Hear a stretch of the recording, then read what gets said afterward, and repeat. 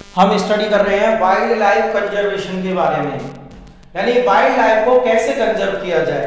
उसके कंजर्व के लिए हमारी कंट्री में 1972 में एक ऑर्डिनेंस भी एस्टेब्लिश हुई थी और उससे पहले 1948 में इंटरनेशनल लेवल पे एक ऑर्गेनाइजेशन एस्टेब्लिश हुई थी जिसका नाम था IUCN, international union for conservation of nature. तो बेटा इसने क्या किया, एक बुक तैयार की जिसमें वाइल्ड लाइफ की स्पीसीज को क्लासिफाई किया गया, जो मैं आपको स्टडी करवा चुका हूं। 5 कैटेगरीज में वाइल्ड लाइफ की स्पीसीज को डिवाइड किया गया था, क्लासिफाई किया गया था। अब उनको कंजर्व करने के लिए हमारी कंट्री में, ऑल कंट्रीज में, ऑल द वर्ल्ड में, पूरे वर्ल्ड में क्या बनाए गए, कुछ रिजर्व एरियाज बनाए गए। क्या बनाए गए बेटा? कुछ रिजर्व एरियाज। अब उनमें से कौन कौन से रिजर्व एरिया है उनको हम स्टडी करेंगे। तो देखिए, जैसे कि नेचुरल पार्क, सेंचुरी और बायोस्फीयर रिजर्व, इनको बनाया गया था। तो बेटा ये होते क्या है, देखना। नेचुरल पार्क क्या होता है बेटा? एक तरीके का नेचुरल एरिया होता है for the wild life conservation. किस चीज के लिए? वाइल्ड लाइफ को कंजर्व करने के लिए। जबकि अगर हम सेंचुरी के बारे में पढ़ें तो ये एक रिजर्व एरिया होता है वाइल्ड लाइफ के कंजर्वेशन के लिए।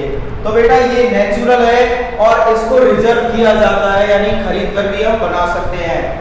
Entry of the private organisation is restricted. इस नेचुरल पार्क में किसी भी प्राइवेट ऑर्गेनाइजेशन को एंट्री नहीं होती, चाहे उनका कैसा भी काम हो, चाहे कोई भी एक्टिविटी जो, उसके लिए उन्हें कोई परमिशन नहीं है।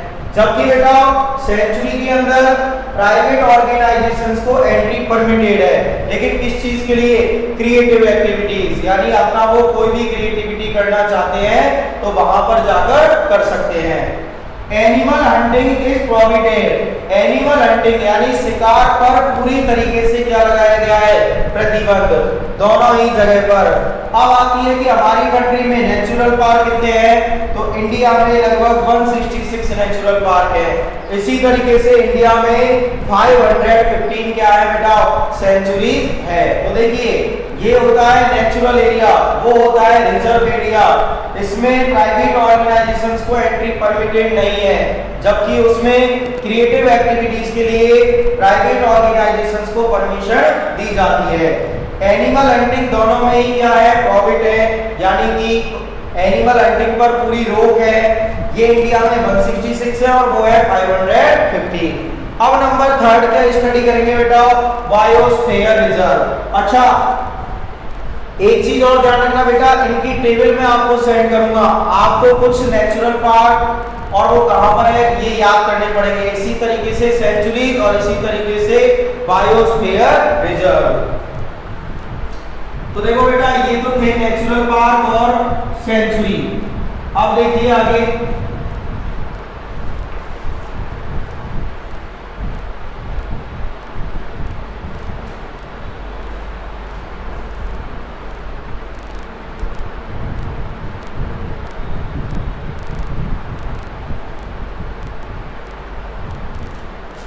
नेक्स्ट है बेटा नंबर 3 बायोस्फीयर रिजर्व।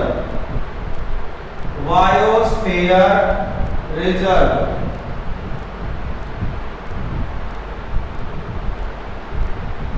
तो बेटा ये क्या होते हैं? ये भी नेचुरल एरियाज ही होते हैं जिनको रिजर्व कर लिया जाता है। किस चीज के लिए? साइंटिफिक रिसर्च के लिए। तो इसमें बेटा हंटिंग, किसी भी प्राइवेट ऑर्गेनाइजेशन को घूमना वगैरह कोई भी परमिटेड नहीं है। केवल इन रिजर्व को किस लिए रखा जाता है? वहां पर साइंटिफिक रिसर्च करने के लिए। The reserve natural areas, the reserve natural areas for scientific research, scientific research of wildlife, of wildlife। Reserve natural area में किस चीज चीज के लिए, साइंटिफिक रिसर्च के लिए। कौन पर? वाइल्ड लाइफ के। ठीक है, इन इंडिया में there are 18 biosphere reserve. India में कितने हैं बेटा ये बायोस्फीयर रिजर्व? 18 है। ठीक है, कौन सा है? कितने हैं बेटा? 18। First biosphere reserve in India. India में बेटा फर्स्ट बायो रिजर्व कौन सा बना था? नीलगिरी। कौन सा बना था? नीलगिरी।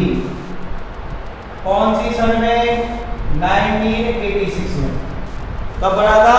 1986 में। तो बेटा इंडिया में 18 बायोस्फीयर रिजर्व है, जिनमें से फर्स्ट जो इंडिया में बना था वो था नीलगिरी, और ये कब बना था? 1986 में। ठीक है बेटा, तो ये 3 रिजर्व एरिया है, नेचुरल पार्क, सेंचुरी और बायोस्फीयर रिजर्व, जो वाइल्ड लाइफ के कंजर्वेशन के लिए बनाए गए। और इन तीनों की जो टेबल है वो मैं आपको सेंड कर दूंगा। ठीक है।